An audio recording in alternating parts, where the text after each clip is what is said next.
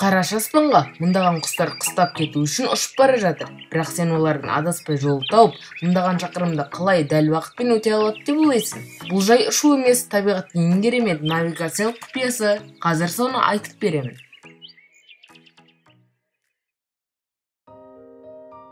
Әдетте біз құстар жай ғана инстинктпен ұшады деп ойлаймыз, бірақ ғылым мүлде басқа шындықты ашып берді.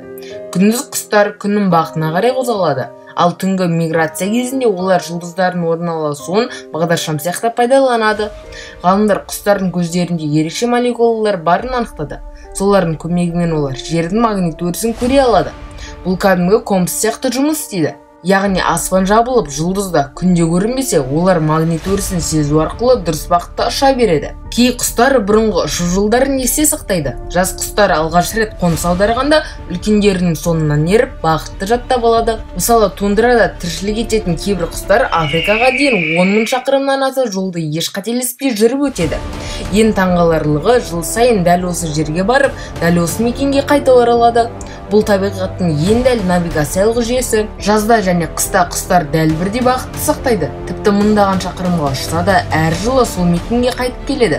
Бұл эволюцияның миллиондаған жылдар бойы қалыптастырған ғажайып емделуі. Жас құстар алғаш рет қоныс аударғанда үлкендерінің соңынан еріп, ұшу бағытын жаттап алады. Кейін сол жолды өздері дербесе еріп, келесі ұрпаққа жеткізеді. Ғалымдар құстардың осы таңғажайып қабілетін робототехника мен жасанды интеллектке қолдануға тырысады. Құстардың магнитудасын сезу қабілеті тіпті микроскоп деңгейінде зерттеліп жатыр.